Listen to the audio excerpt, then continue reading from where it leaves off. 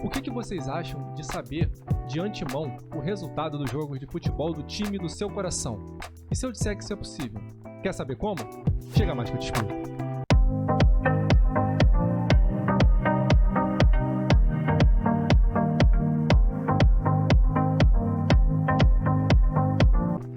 Fala galera, Fabrício Matos aqui no canal Codifique. E hoje nós vamos falar sobre a paixão nacional, o futebol. Esse esporte bretão criado na Inglaterra, mas aperfeiçoado por nós brasileiros. E posso saber por que raios, Fabrício, você está falando de futebol no canal de tecnologia? Porque nós vamos utilizar Machine Learning para prever o resultado dos jogos de futebol do Campeonato Brasileiro. Vamos nessa? Bom, pessoal, então a gente está aqui dentro do Jupyter Notebook e vamos começar fazendo o quê? Primeiro, vamos importar as bibliotecas. Aqui, importei as bibliotecas. A primeira biblioteca que eu estou importando é a do Pandas, chamei ela de PD. A gente está fazendo igual que a gente fez nesse curso aqui, ó, vocês podem ver aqui em cima do card, que é o curso de análise de dados com Pandas. E agora eu vou importar NumPy e todas as outras que eu vou precisar. Aqui é a Logistic Regression, que são os modelos que a gente vai utilizar. O Decision Tree, o Gaussian, o SVC. Aqui é a parte das métricas para verificar se o nosso modelo está prevendo bem ou não, que é a Accuracy Score, o F1 Score. Select K-Best é para a gente selecionar as melhores features para os nossos modelos. O Grid Search CV ele vai procurar os melhores parâmetros para os nossos modelos. Min Max Scale, que a gente vai normalizar as nossas features. E aqui são as partes do Matplotlib que a gente vai plotar alguns gráficos aqui para a gente, beleza? Então agora eu executo, isso aí. Agora eu vou pegar aqui e vamos ler o nosso arquivo. Nosso arquivo se chama bra.csv. Esse arquivo eu baixei ele do site futeboldata.co.k, que é um site de apostas em inglês. E lá tem diversos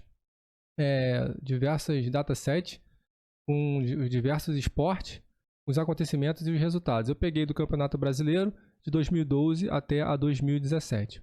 Estou dando um display head, só para a gente ver aqui, ó. Esse aqui é o nosso dataset e essa aqui são as informações que contém dentro dele. O country, o Brasil, a série A do Campeonato Brasileiro, o ID do jogo, aqui qual foi a temporada, 2012, os jogos, o time visitante, o time da casa, o resultado e algumas métricas. Essas métricas aqui são probabilidades de empate, de vitória e de derrota, e essas probabilidades são feitas por duas casas. Uma é a Pinnacle, a outra é a Odds Portal. Uma das coisas que eu tive que fazer aqui dentro desse arquivo é dar uma mexida nele, porque essa coluna de resultado ela não estava numérica, ela estava como string. Então eu alterei e coloquei 0 para empate, 1, se eu não me engano, é a vitória do time visitante. Deixa eu ver se é do time visitante. Não, é do time da casa, e 2 é a vitória do time visitante. Porque eu queria que os dados fossem numéricos. Beleza. E agora fazer uma exploração rápida dos nossos dados aqui. Vamos lá. Tá aqui, ó. Estou dando um data.shape para a gente ver como é que é o nosso dataset, quantas colunas tem dentro dele. Quantas features também. E só estou retirando a coluna de resultado para ver a quantidade de colunas. Aqui eu estou dando um filtro, estou fazendo uma filtragem nele, como a gente viu também lá no curso de Pandas, né, pelo dataset, e pegando a quantidade, dando o tamanho dele, o length. Tanto para home win, away win e draw. Ou seja, os vencedores do time da casa, os vencedores do visitante e o empate. Aqui eu estou criando uma listinha, só para a gente depois plotar isso aqui. E embaixo eu estou fazendo algumas métricas aqui. Então, como vocês podem ver, a gente teve 2.279 jogos, tem 21 colunas esse dataset. Os jogos que foram ganhos em casas, 1.133. Os jogos ganhos pelos visitantes, 553, 593 empatados. E a gente vê que o fator casa é muito importante, porque quase 50% dos jogos são ganhos pelo time da casa. A gente pode ver isso também de uma outra maneira. Pode fazer uma visualização gráfica.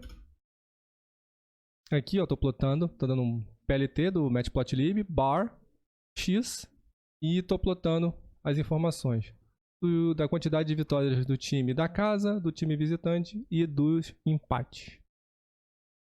Então, beleza, vou começar agora a fazer o quê? Vamos preparar os nossos dados. Tá? O que eu estou fazendo aqui? Eu estou te retirando os campos não numéricos. Então, deixei aqui todos os campos numéricos para a gente poder trabalhar. Agora eu vou separar as features e as labels. Aqui, ó. As features são todos esses campos aqui que eu quero, né? Menos o campo de resultado, por isso que eu estou dando um drop no x igual a 1, que é da coluna. E as labels, que eu estou pegando somente a coluna de resultado. Estou dando um print, então a gente tem aqui nossas features e aqui as nossas labels. Legal. Agora o que eu vou fazer? Eu vou utilizar aquele parâmetro, o select keybest, para verificar quais são as melhores colunas das nossas features para entrar no nosso modelo. E ele faz isso para a gente. Como? Eu passei para ele todas as colunas, né, todas as nossas features, e aí eu estou dizendo para ele, ó, analisa tudo. Então ele vai dar um fit transform baseado nas features e nas labels e vai mandar para a gente um score. Esse score ele vai ser baseado em correlação e mais algumas outras métricas e a gente vai poder ver aqui, ó, quais são as melhores features para poder entrar no nosso modelo. PA é uma, MaxH é outra, MaxD, AVG. As que não performaram tão bem foram a AG, PD e PH. Veja que ela está com 0, então essas aqui a gente pode retirar do nosso modelo. Então, vou retirá-la do nosso modelo. Está aqui, ó, features, num, data, drop. Estou retirando todas essas colunas aqui, ó. AG, PD, PH e essas outras que para a gente não faz sentido ter, que é o ID do jogo, o ID do visitante e o número, obviamente, do resultado. A label continua sendo o resultado. E está aqui, ó, features e labels são esses os campos aqui que a gente vai colocar no nosso modelo. Legal. O que eu vou fazer agora? Uma parte importante também aqui, na hora que a gente está trabalhando em modelos de dados. Eu estou fazendo a normalização dos dados. Por quê? Porque um jogo pode terminar 10-0 para um determinado time e depois esse mesmo time pode perder de 1-0 ou ganhar de 1-0.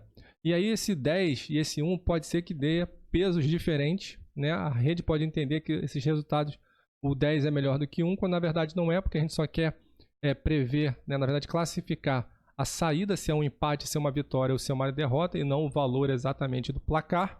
Então a gente normaliza esses valores todos, né? Esses percentuais aí também, ele pode ter um percentual bem mais alto. Então a gente normaliza tudo, vai ficar tudo normalizado entre 0 e 1, mas todos com o mesmo peso, e aí o nosso modelo fica melhor acurado. Então vou executar aqui, ó. Estou chamando o min-max-scale, estou dando um fit nas features. E depois eu chamei ele de feature scale com transform na própria feature. Ele faz a transformação e fica assim os valores que vão ser inseridos no nosso modelo. Legal? Agora eu vou separar um treinamento e teste. Beleza. Eu separei aqui em ordem cronológica, né, manualmente. Eu poderia utilizar um método do scikit-learn chamado train test split. Ele faz isso automaticamente para a gente só passa o dataset. E aí ele faz a separação entre 70% de treino e 30% de teste. Mas eu preferi fazer isso manualmente, por quê? Porque eu queria manter essa ordem cronológica, porque um time pode começar bem e depois ir mal, ou então começar mal e depois ir bem, e a gente vai deixar isso aqui para poder fazer o treinamento e o teste. E repare o seguinte, eu parei na linha 2155, só que ele só vai até a 2154 porque o Python é exclusivo, né? Ele não entra essa última linha aí. Só que no dataset, se eu não me engano, vai mais informação. E por que eu não botei tudo aqui? Porque eu quero que ainda tenha mais um pedacinho que a gente chama de validação. Ou seja, um pedaço do nosso dataset que o modelo nunca viu, que eu vou fazer ele, né, prever e vamos ver como é que ele vai se comportar. Legal? Então vamos lá. Beleza, separei aqui. E agora a gente vai utilizar, né, vamos começar a treinar com os nossos modelos. O primeiro modelo que eu vou colocar aqui é o modelo de Logistic Regression, né, a regressão logística. O que eu estou fazendo aqui? Eu chamo a Logistic Regression, nosso modelo, digo que a classe é multinomial. Por quê? Porque a gente está tentando classificar 3 tipos de saída diferentes, né? Se ela é empate, se ela é derrota ou se ela é uma vitória. Você poderia também ter outro tipo ali, o tipo binário, né? 0, 1, né? Para uma saída sim ou não, e aí ele não seria multinomial. Aqui no caso, como são 3, multinomial. Max iter são as iterações que ele vai fazer. Depois disso, eu chamo o método fit, passando o xtrain e o ytrain para fazer o treinamento. E depois eu dou um predict do teste, e depois a gente vai fazer a parte de acurácia com o accuracy score e do F1 score. O accuracy score ele vai medir a acurácia do nosso modelo, né? Vai pegar exatamente quantos ele acertou, baseado em tudo que ele tem, e vai dizer para a gente qual é o percentual. O F1 score é a união de outras 2 métricas, que são a precision e a recall. Obviamente eu não vou conseguir explicar com tanta profundidade assim a precision e a recall, mas a gente pode entender o seguinte: o que é a precision? A gente pode dizer que daqueles que eu classifiquei como certos, né, como corretos, quantos efetivamente eram corretos. E tem uma fórmula da precision que vai ser os verdadeiros positivos dividido pelos verdadeiros positivos mais o falso positivo. E ele vai dar um percentual para a gente. E o recall? O recall é quando eu realmente, né, quando eu tenho um determinado valor de uma classe, ou seja, quando eu digo que ele é empate, o quão frequente a gente consegue classificar os que são empate. Isso é o que a gente chama de recall. E a gente também tem uma fórmula para isso, que é os verdadeiros positivos dividido pelo verdadeiro positivo mais o falso negativo. Legal? Então vamos executar aqui.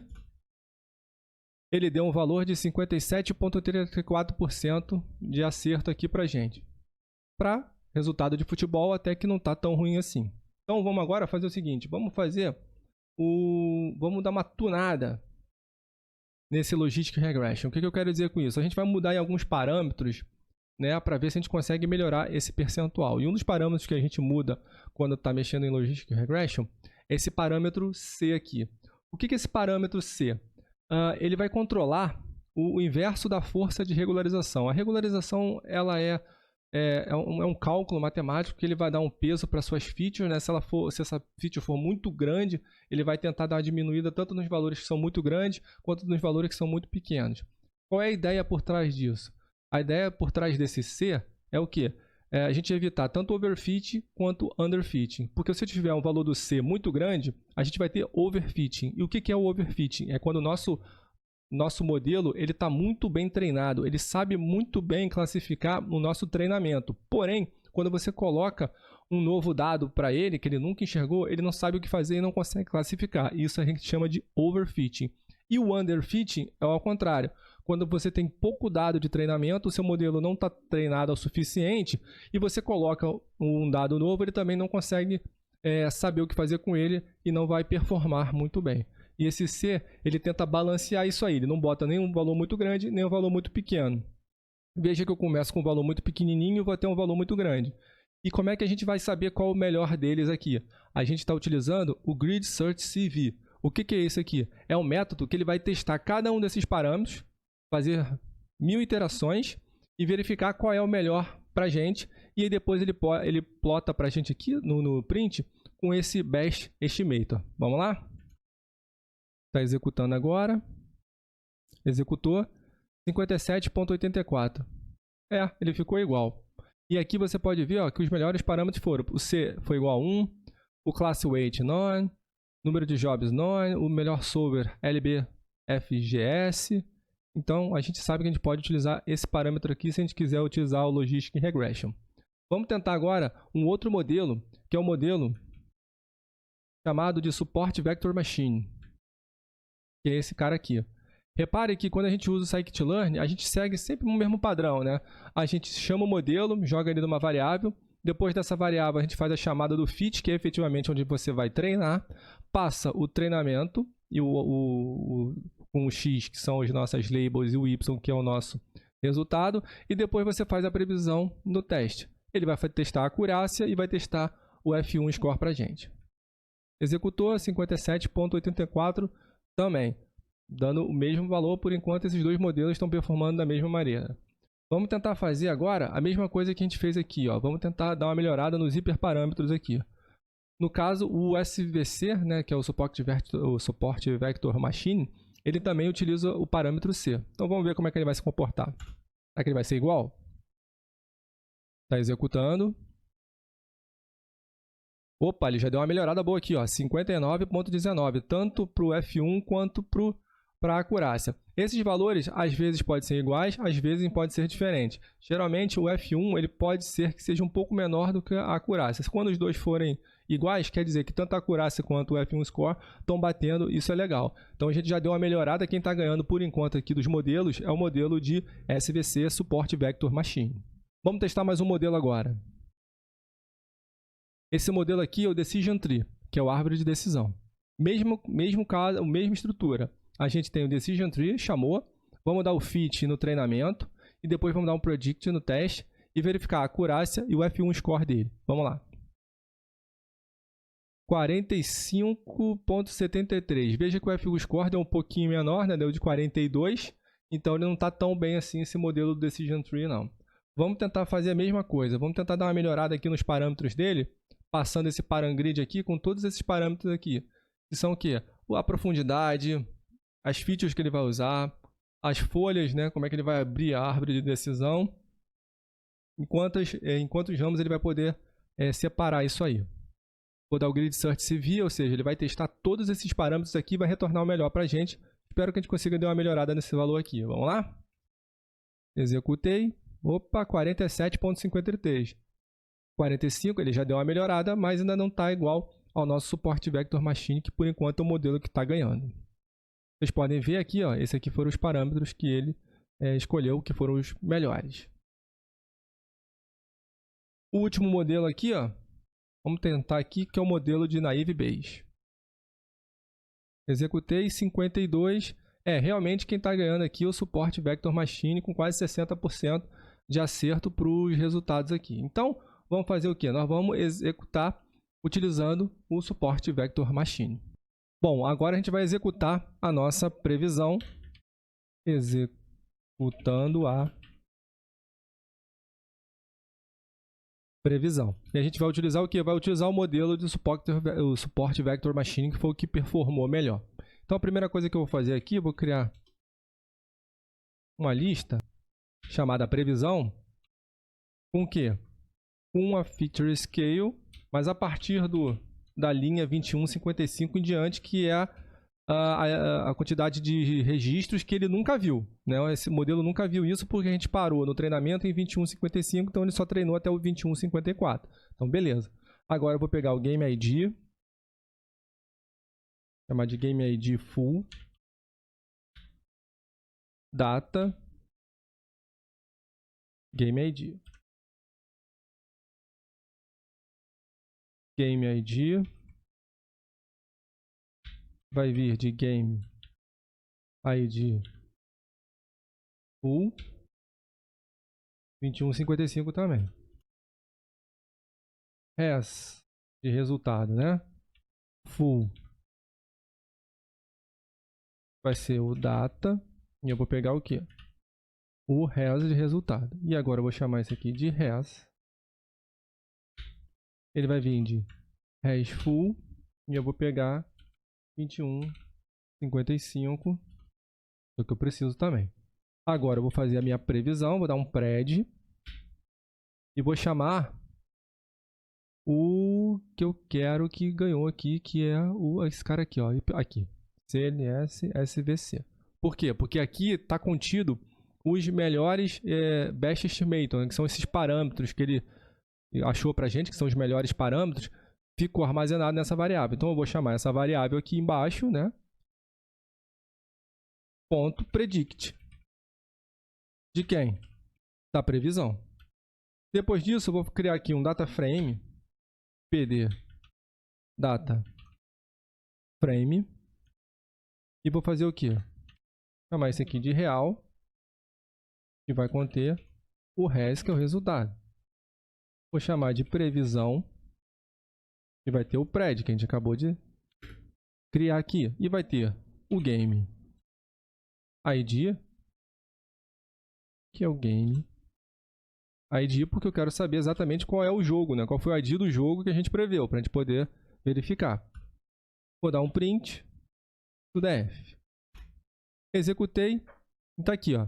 Veja que ele está fazendo direitinho, ó. Primeiro ele acertou, o segundo ele acertou, acertou, acertou e acertou.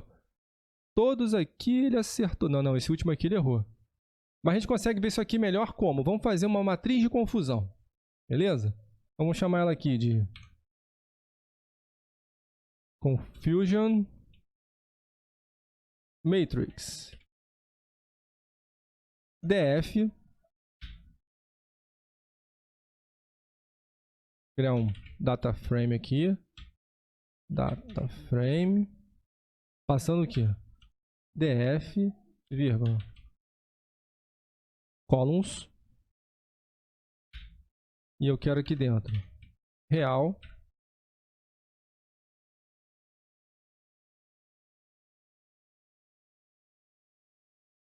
previsão. CF Matrix, PD Crosstab, vou criar uma tabela cruzada aqui, que eu posso fazer uma tabela cruzada utilizando o Pandas, veja só como fazer. Eu vou chamar o DF, e aqui eu só quero o campo real. DF, a previsão, row names, real, mas tem que passar isso aqui entre colchetes para ficar na linha, e call names vai ser a minha previsão. SNS, que é o Seaborn, nós vamos utilizar o Seaborn aqui para fazer nossa matriz de confusão. Ponto heatmap.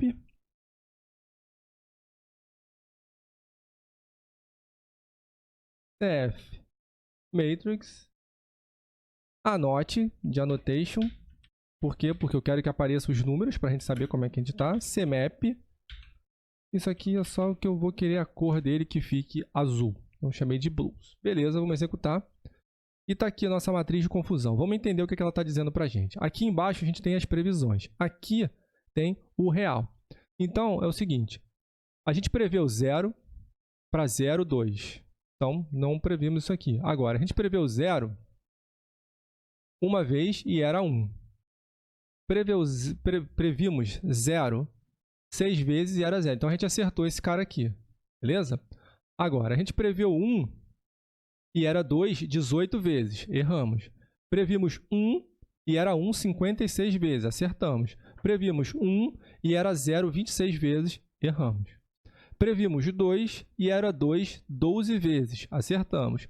Previmos uma vez o 2 e era 1. Erramos. E previmos 2 quando era 0 4 vezes.